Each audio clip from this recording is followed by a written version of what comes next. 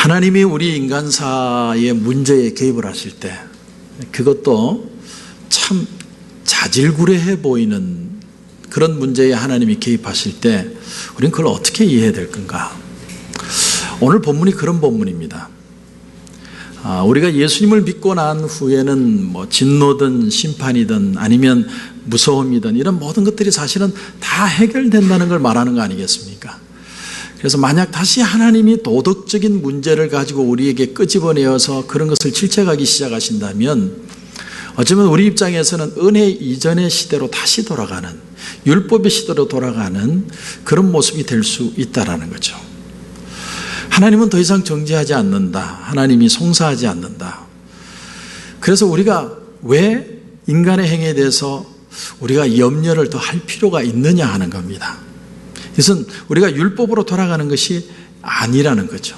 우리가 자꾸 우리 인간의 행동이나 모습들을 염려하고 걱정한다는 건 내가 하나님의 은혜를 쥐는 게 아니라 율법으로 자꾸 돌아가는 것을 뜻하는 것일 겁니다. 오늘 본문을 보면서 저는 참 많이 고민을 해봤습니다. 안식일 날 어떤 사람이 나무를 했습니다. 근데 붙잡혔고 돌로 쳐 죽여라. 쳐 죽였습니다. 저는 이 본문을 보면서 처음에 언뜻 드는 게 탁 이렇게 바로 스무드하게 넘어가지 않고 탁 받치기 시작했습니다. 하나님은 은혜의 하나님이고 자비의 하나님이신데 이 정도는 눈 하나 살짝 감아주셔도 되지 않을까, 저는 그런 생각이 좀 들었습니다. 그래서 하나님이 너무 자질구레해 보는 그런 문제까지 하나님이 집착하시는 이유가 뭘까? 저와 여러분이 하나님이 불쌍히 여겨주시니까 여기 와서 예배 드리는 거지, 하나님의 어떤 요구점이 있어서 그걸 다 달성해야 하나님이 우리를 귀히 여기신다면 이 자리에 앉아있을 사람은 아무도 없습니다. 굳이 하나님이 간섭하시지 않아도 될 내용, 알아서 처리할 내용, 그런 자질구레한 내용조차도 간섭하는 것처럼 느껴질 때 우리는 하나님을 어떻게 이해해야 할까? 보다 더 크고 비중이 있는 일이 참 많은데 왜 하나님이 아주 작고 편협한 그런 문제에 집착하는 것처럼 보여질까, 느껴질 때 우리는 어떻게 이해하고 이 문제를 받아들여야 할 것인가? 20세기 아주 유명한 목사님 중에 오랄 로버츠 목사님이라는 분이 있습니다. 그분의 책 중에 기적을 기대하라 그런 책이 있습니다. 그 책에 보면 자기의 스토리가 나옵니다. 아버지가 원래 뭐였냐면 시골의 부흥사였습니다. 이렇게 천막을 쳐놓고 막 부흥회를 집회를 인도하는 목사님인데, 이 목사님의 소원이 있다면 아들이 목사가 돼서 대를 잇는 건데 오랄 로버츠 목사님은 처음부터 목사가 싫었습니다. 그래서 빨리 벗어나서 내가 유명해져야 되겠다, 내가 주지사가 돼야 되겠다, 이렇게 해서 도시로 나갔는데 도시에서 그만 폐병을 앓고 죽을 수밖에 없는 상황이 되어서 다시 고향 땅으로 돌아옵니다. 그러니까 그 당시에는 이 오랄 로버츠 목사님이 믿음이 있었지만 신유도 믿지 않았고 기적이라는 것도 믿지 않았습니다. 그냥 하나님을 믿는 거죠. 그런데 아버지의 천막 집회에 참여를 했는데 그날 기적이 일어난 거예요. 자기 폐병이 확 사라져버린 겁니다. 그 사건을 통해서 이분이 하나 깨달게 된 사실이 뭐냐면, 하나님은 저기 멀리 구름 위에 있는 어떤 그런 존재가 아니라 하나님은 지금도 나와 함께 계시고 내게 말씀하시고 내게 기적을 일으키시는 하나님이시구나, 그걸 깨닫게 된 거예요. 그 후에 이분이 하는 일이 뭐냐면, 이분의 사명은 죽을 때까지 그거였습니다. 하나님은 저기 멀리 계시는 분이 아니라 오늘 내 삶의 현장에도 기적을 일으키시는 분이 우리 하나님이십니다. 그거 표현하는데 평생을 바쳐요. 그래서 20세기에 가장 유명한 그리스도인이 되었을 뿐만 아니라 방송국도 세우고 의과대학으로 유명한 오랄 로버츠 대학을 설립을 합니다. 우리가 이분 얘기를 통해서 하나 깨닫는 사실이 뭐냐면, 하나님은 저기 멀리 계셔서 뭘 요구하고 야단치고 그러시는 하나님이 아니라 오늘 나와 함께 계시고 걸어가시고 역사하시는 하나님이시다, 이걸 우리에게 보여줍니다. 여러분, 부모의 잔소리가 잔소리로 들리는 이유는 뭐냐면 같이 있기 때문에 그렇습니다. 부모하고 같이 있을 때는 그렇게 애들이 말을 안 듣습니다. 일부러 안 듣죠. 그러다가 나이가 들어서 독립을 하고 가정을 만들고 내가 가정을 책임을 지고 어떤 난관에 부딪힐 때 그때가 되어야 부모님의 말씀이 뼈가 되고 살이 되는구나. 진실한 말씀이 그 속에 있는 걸 그때 깨닫는 것처럼 우리 신앙도 마찬가지입니다. 우리 신앙은 저기 멀리 있는 하나님을 보고 그분을 경배하고 할렐루야 하는 게 아니라 그게 살아계신 하나님께서 오늘 이 시간에 내 가운데도 역사하셔서 오늘 하나님을 만나는 체험과 경험을 하는 것이 그것이 신앙이라는 거예요. 특별히 오늘 안식일 날 나무를 하다가 현장에 잡혀서 돌로 쳐 죽임을 당한 이 사람의 얘기가 참 재밌게도 14장과 16장 사이에 있습니다. 14장은 어떤 내용이냐면 가데스 바네아에서 12정탐꾼을 보는데 10명이 부정적인 보고를 해가지고 온 백성들이 우리 돌아가자, 우리 여기 못 살겠다 막 난리를 치는 장면이 14장이고 16장은 고라와 다단과 아비람이라는 그 리더들이 반항을 해서 모세를 공격하는 그 장면이 16장입니다. 근데 마치 샌드위치의 속처럼 15장이 딱 오늘 내용이 여기 딱 들어가 있는 거예요. 왜 하나님이 이 본문을 얘기해 두셨을까? 저는 그걸 고민해 봤습니다. 이게 아주 중요한 도전이 우리에게 교훈적으로 있다는 걸 저는 깨닫게 되었습니다. 그것은 다시 말하면 하나님은 물과 기름처럼 분리되어 있는 그런 분이 아니시라 오늘 우리와 함께 하시는 분이라는 걸 보여주기 위해서 오늘 이 내용이 퍼포먼스로 나타나고 있다는 거예요. 지금 이스라엘 백성들이 가나안 땅을 향해서 지금 가고 있습니다. 가는데 계속해서 배우는 건 하나밖에 없어요. 다른 거 없습니다. 하나님은 우리와 물과 기름처럼 분리되신 분이 아니고 오늘 나와 함께 걸으시고 나와 함께 생각하시고 나와 동행하고 계신다는 교과 과정을 계속 배우고 있는 거예요. 다시 말하면 지금 이스라엘 백성들이 가나안 땅을 향해 가고 있는데 가나안 땅에 들어간다는 것은 이제는 떼부자가 되겠다 그런 개념이 아니라 하나님의 통치 안으로 들어간다는 걸 뜻하는 것이고 그곳에 들어가려면 그래서 시험을 봐야 통과가 되는 게 아니라 거기에 들어가 살아갈 수 있는 어떤 상태가 되어야 된다. 상태가. 다시 말하면 가나안 땅은 노력의 대가로 주어지는 보상의 나라가 아닙니다. 자, 여러분 잘 들으세요. 이스라엘 백성들이 왜 죄다 다 죽고 여호수아하고 갈렙만 남아서 그 두 사람이 들어갔는가? 그 부분에 대해서 여호수아와 갈렙은 순종을 했고 나머지는 불순종이기 때문에 순종한 사람에게는 보상으로 가난을 주고 순종하지 않은 사람은 보상에 반대되는 대가로 그들은 다 버림을 받았다라고 얘기하기에는 여기에는 더 큰 뜻이 있다는 거예요. 지금 가나안 땅에 들어간다는 건 하나님의 큰 통치, 하나님의 부요함 속으로 이스라엘 백성들을 초청하고 계시는 사건이라는 거예요. 더 깊은 뜻이 있고 더 중요한 뜻이 있습니다. 하루는 제자들이 예수님에게 질문을 했습니다. 선생님, 천국에서 누가 큽니까? 이건 무슨 질문이냐면 천국에서 보상받는 기준이 뭡니까? 이런 얘기죠. 너보다 내가 되기 위해서 어떤 걸 노력해야 됩니까? 주님 앞에 이렇게 질문을 한 거예요. 근데 주님의 대답이 참 특이하십니다. 너희가 돌이켜 어린아이들과 같이 되지 않으면 결단코 천국에 못 돌아가리라. 누가 더 크냐의 문제 전에 차치하고서 너희들이 어린아이와 같은 순전함이 없으면 천국 자체를 못 들어간다, 이렇게 상태를 얘기를 하십니다. 좀 더 나가서 여러분, 적과 꿀이라고 하는 건 우리가 뭘 잘했기 때문에 하나님이 보상으로 주시는 것이 아니라 하나님이 우리를 사랑하셨기 때문에 주시기로 준비한 것들이라는 거예요. 제가 좀 어려운 얘기를 좀 합니다. 오늘은 다시 말해서 내가 상 받을 짓을 했느냐 안 했느냐, 무엇을 해야 내가 보상을 받느냐 안 받느냐, 그 문제가 아니라 그것을 하나님이 이미 계획하셨기 때문에 하나님이 우리에게 준비시키시는 자격이라는 거예요. 따라서 우리의 조건과는 상관이 없습니다. 욥의 예를 제가 안 들 수가 없습니다. 욥이 자기 소유를 다 잃었습니다. 처자식 다 죽었습니다. 하루아침에 알거지가 됐습니다. 욥에게는 굉장히 큰 일이었어요. 그런데 하나님에게는 그게 큰 일이 아니었습니다.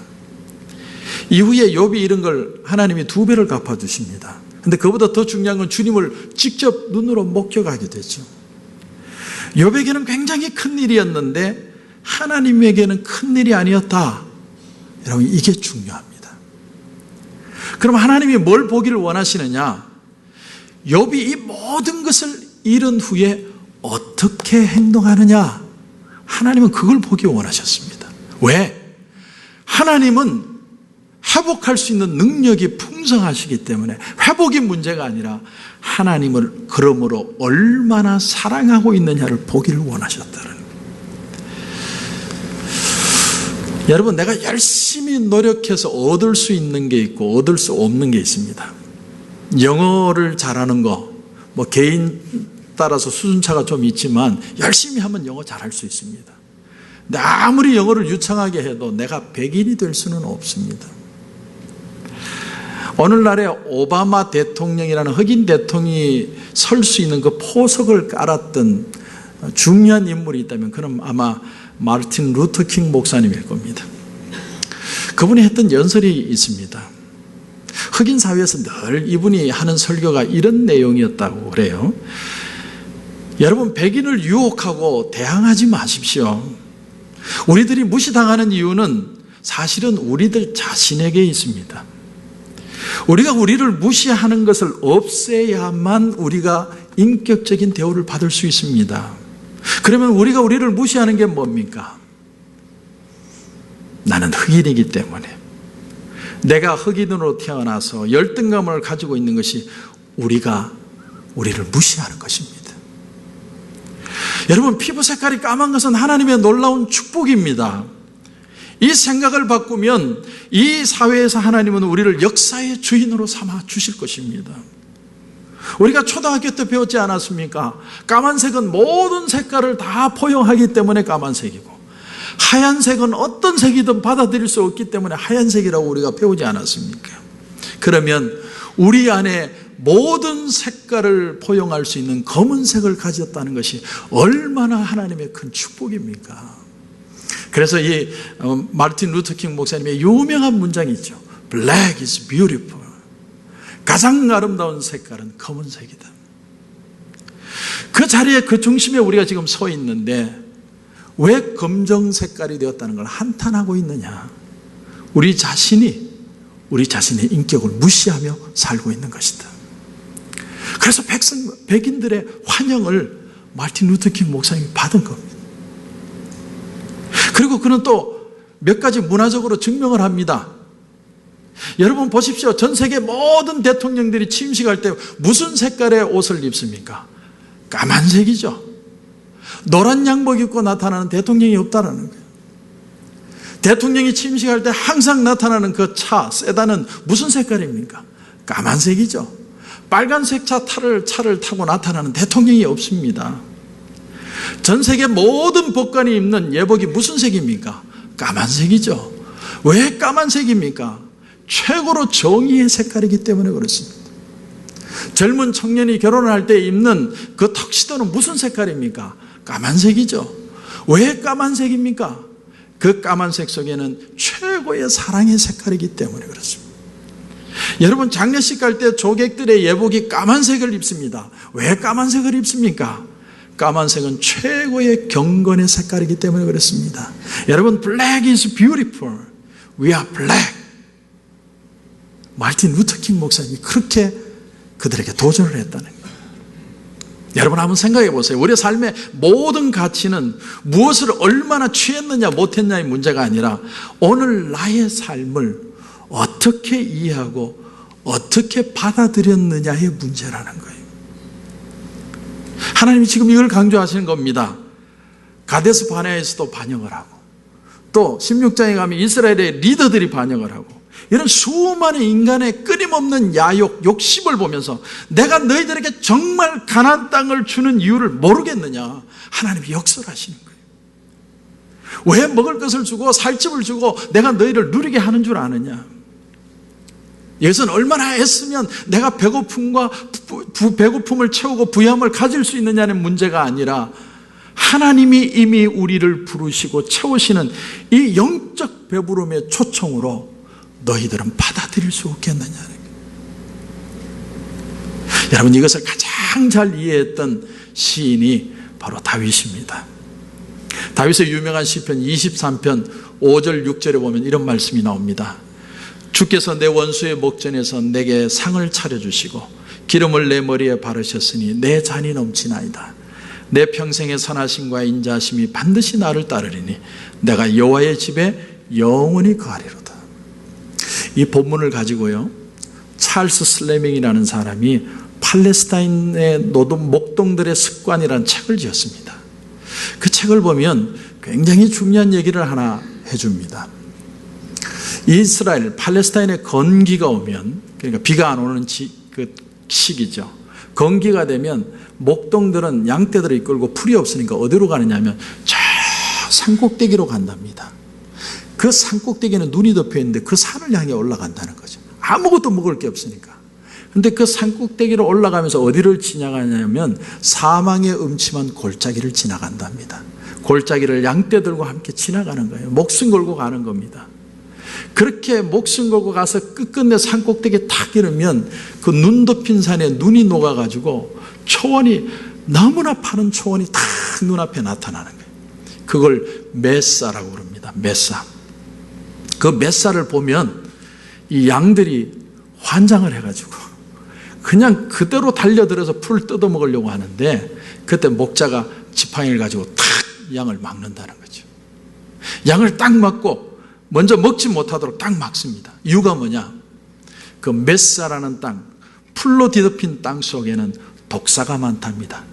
팔레스타인에만 사는 갈색의 짧은 독사. 이 독사가 구멍 속에 딱 숨어 있다가 양들이 풀 뜯고 있을 때 탁 공격을 해서 코를 물어버리면 양이 죽어버리는 거예요. 그래서 딱 막는 거예요. 그래서 노련한 목자일수록 어떻게 하느냐?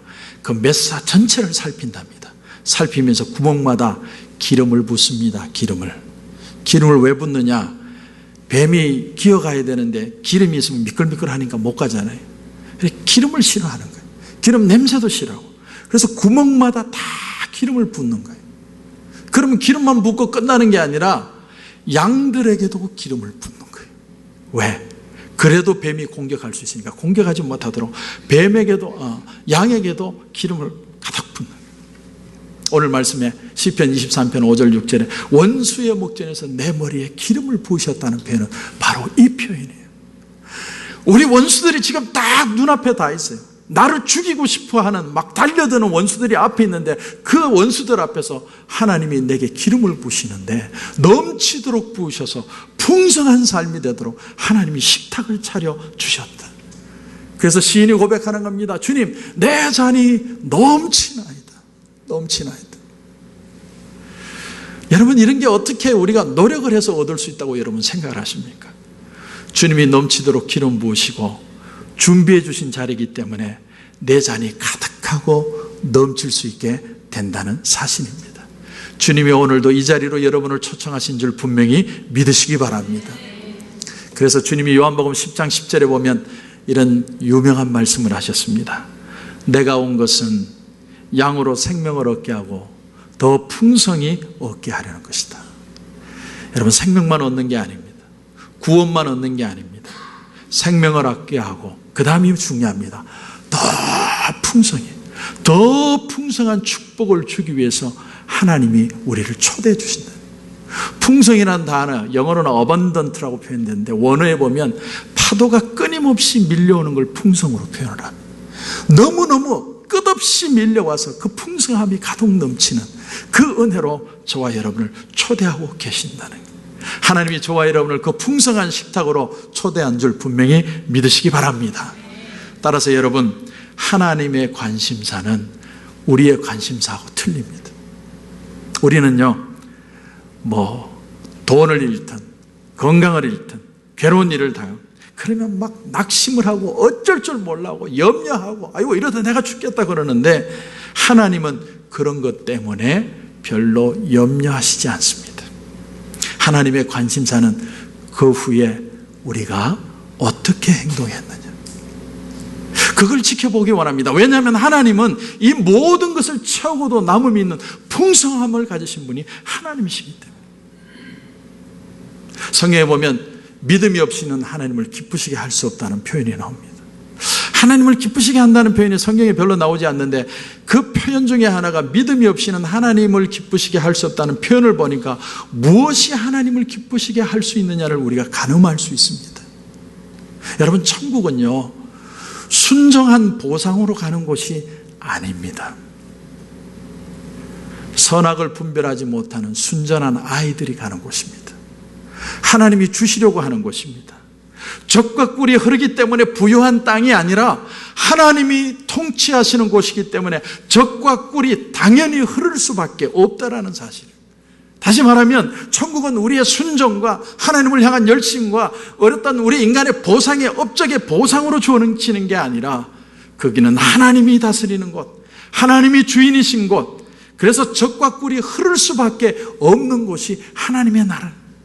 따라서 그 나라에 들어가려면 거기에 순응하는 법을 배워야 그 나라의 백성이 될 수 있다는 사실. 우리가 지지난주에도 생각을 했지만 이스라엘 백성들이 블레셋과 싸울 때 법궤를 들고 나갑니다. 법궤를 들고 나간 이유는 하나밖에 없습니다. 법궤가 하나님의 말씀이고 하나님의 말씀이 법궤니까 법궤 들고 나가면 하나님도 따라 나오겠지. 그래서 법궤 들고 나간 겁니다. 이런 신앙을 가리켜서 부적 같은 신앙이라고 합니다. 여러분, 언약궤가 오면 하나님이 따라오고 하나님이 따라오면 그 전쟁에 승리할 것이다. 그런 계산을 가지고 하나님이 원하시는 게 아니라 내가 원하는 목적을 만들고 하나님을 거기에다 맞출 때 그들의 결론이 뭔 줄 아십니까? 언약궤를 뺏기고 보병이 3만 명이 죽고 홈니와 비느하스가 죽임을 당했습니다. 우리 기도를 가만히 한번 보세요. 냉정하게 보시면 우리가 그런 기도 드릴 때 너무 많습니다. 특정한 때를 정해놓고 울며 불며 매달려서 반드시 내가 원하는 걸 얻고야만은 우리가 그런 기도를 얼마나 많이 드려요. 그런데 성경에 분명히 하나님은 어떤 분이고 어떻게 일하시는지 분명히 하나님을 나타내 있음에도 불구하고 성경을 들여다보고 하나님의 뜻을 알기는 게을리하면서 내 소원을 앞세워서 하나님을 감동시키는 그런 잔재주를 부릴 때가 얼마나 많으냐 하는 겁니다. 그 결과가 뭔 줄 아세요? 언약궤를 뺏기는 거예요. 오늘 본문에 다시 돌아옵니다.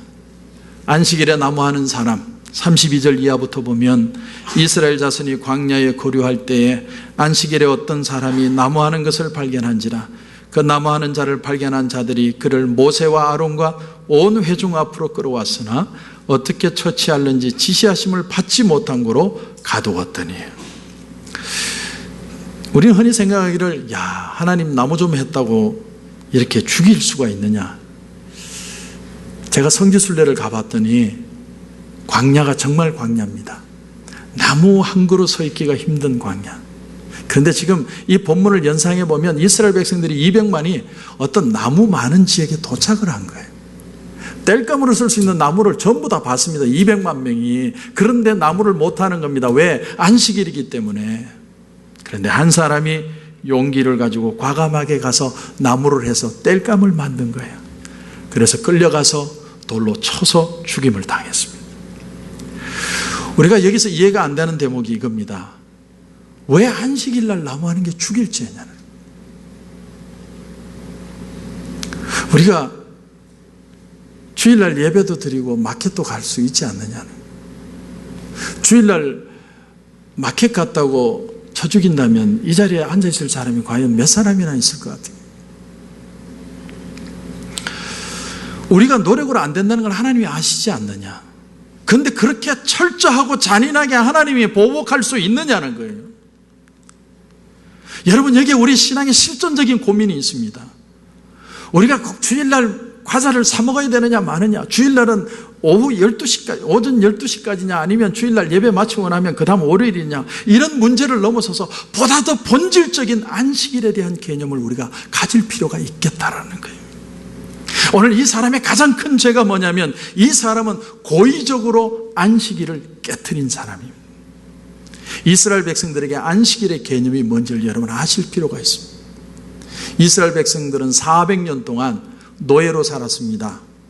그러니까 이 사람들은 단 하루도 자기 생각대로 살 수가 없어요. 아니, 한 시간도. 그래서 누군가가 자기를 일을 안 시키면 오히려 이상한.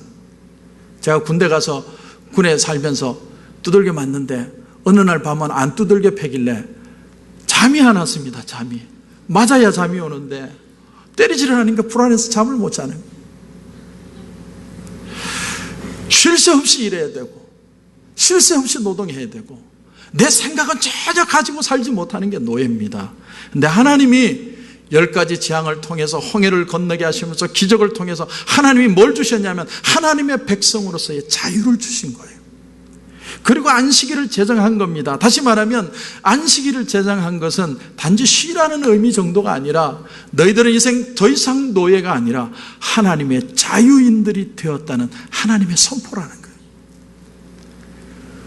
우리가 볼 때 안식일을 쉬는 것은 엄청난 손해처럼 보일 때가 있습니다. 그런데 여러분, 이건 절대로 손해가 아닙니다. 왜냐하면 안식일은 하나님의 농사를 짓는 시간이기 때문에, 내 잔이 넘치도록 만드시는 하나님의 시간이기 때문에, 하나님이 지금 내 삶에 일고 가는 믿음의 농사의 시간이기 때문에, 우리가 모든 집착하는 것들을 내려놓고 하나님의 말씀 안에서 우리를 깊이 생각해 보는 시간이기 때문에 내 속에 있는 모든 교만과 불신앙의 쓴뿌리를 다 뽑아버리고 하나님의 은혜로 깊이 갈아엎어서 하나님의 농사를 짓는 시간이기 때문에 이 시간이 너무나 귀한 시간이라는 거예요. 그리고 그렇게 해야만 가장 아름다운 우리 자신을 만들어낼 수 있습니다. 사랑하는 성도 여러분, 그러므로 이제 우리는 어떻게 살아야 됩니까? 우리는 이 세상에 아무리 좋은 게 있어도 그게 손이 가고 눈이 가면 안 됩니다.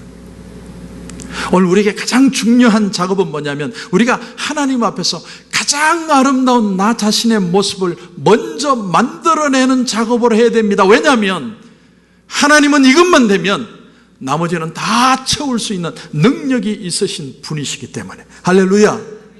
이게 하나님이 우리에게 주시는 오늘 말씀의 도전입니다. 그래서 우리 속에 한 분이 오셨습니다. 그분이 바로 성령님이십니다. 아이들에게 일찍 일어나라, 씻어라, 공부해라, 널 위해서 하는 거다, 그런 얘기를 하면 불어도 안 일어나고 불어도 안 씻고 불어도 공부 안 하고 만항하고. 그런데 그 아이가 어느 날 친구가 생겼어요. 이 친구는 너무나 멋있는 친구예요. 너무 이쁘게 생겼어요. 너무 잘생겼어요. 그 친구를 보고 싶습니다. 그래서 빨리 일어납니다. 그 친구가 공부를 열심히 합니다. 그래서 나도 공부합니다. 그러다 보니까 내가 훌륭하게 되었어요. 하나님이 그런 분을 우리에게 붙여주셨습니다. 그분이 바로 성령님이세요. 우리가 하나님의 뜻이 어디에 있습니까? 묻기 전에 마음속에 누구를 사랑하는가부터 한번 생각해 보십시오. 여러분, 누군가를 사랑한다는 건 내가 거기에 마음이 가고 있다는 뜻이고, 내가 마음이 가고 있다는 건 하나님이 역사하기 시작했다는 것을 뜻하는 겁니다. 예수님이 소경 바디메오에게 나타나서 첫 번째 던진 말씀이 뭐냐면 내게 무엇을 해주기를 원하느냐. 저 같으면 그렇게 안 하죠. 야, 너 장님이지? 내가 눈뜨게 해줄게. 가만히 있어봐. 내가 뜨게 기다려봐. 눈뜨게 해주기부터 했는데 예수님은요, 내가 너에게 뭘 해주길 원하느냐. 답을 몰라서 물었을까요? 천만의 말씀. 소경 바디메오가 이렇게 얘기합니다. 선생님이요, 내가 보기를 원하나이다. 보기를 원하나이다라고 고백하는 그 순간에 자기 자신을 봤어요.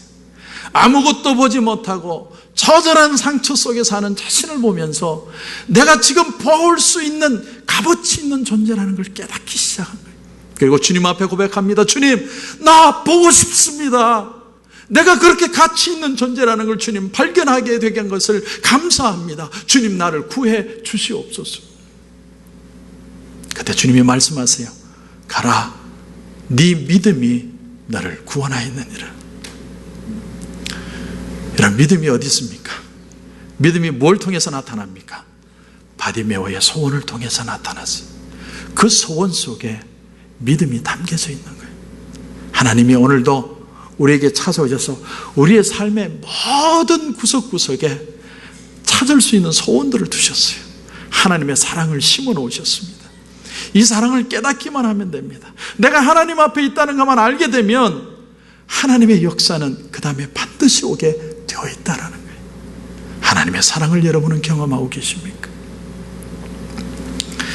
마르틴 루터 킹 목사님의 Black is beautiful, 이런 본질이 가지는 아름다움을 설교할 때 어느 날 멤피스라는 곳에서 집회 일정이 잡혔습니다.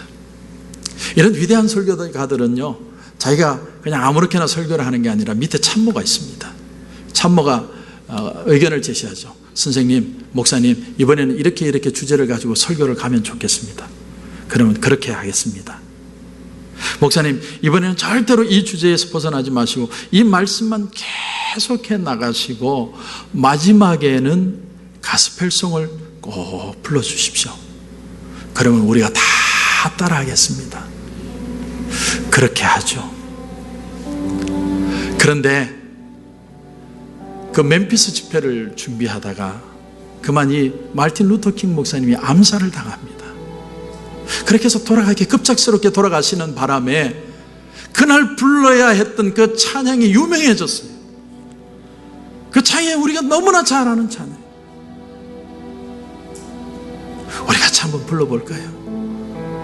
주님여 이 산을 꼭 잡고 가서, 주님여 이 손을 꼭 잡고 가소서.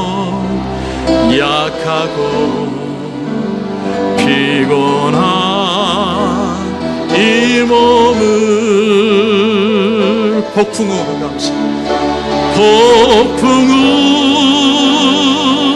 감소 해치사 빛으로 손잡고 날 인도하소서. 인생이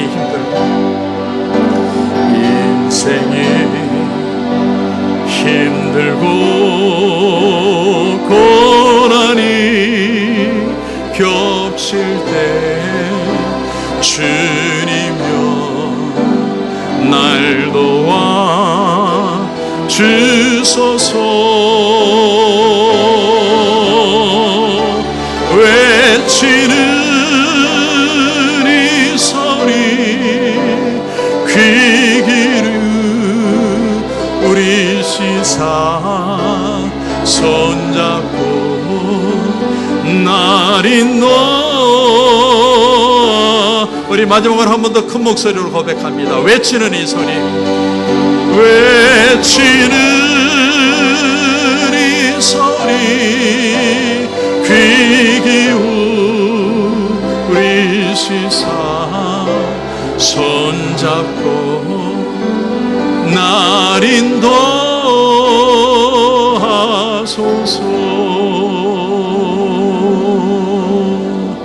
할렐루야. 우린 주님의 손을 꼭 잡고 가는 겁니다. Black is beautiful. 여러분은 가치 있는 존재입니다. 여러분은 그냥 이민 땅에 와서 마지못해 일하고 죽지 못해 일하다가 어느 날 병들어 죽는 게 여러분의 인생이 아닙니다. 가장 가치 있는 자리로, 가장 귀한 자리로 하나님이 저와 여러분을 초대해 주셨습니다.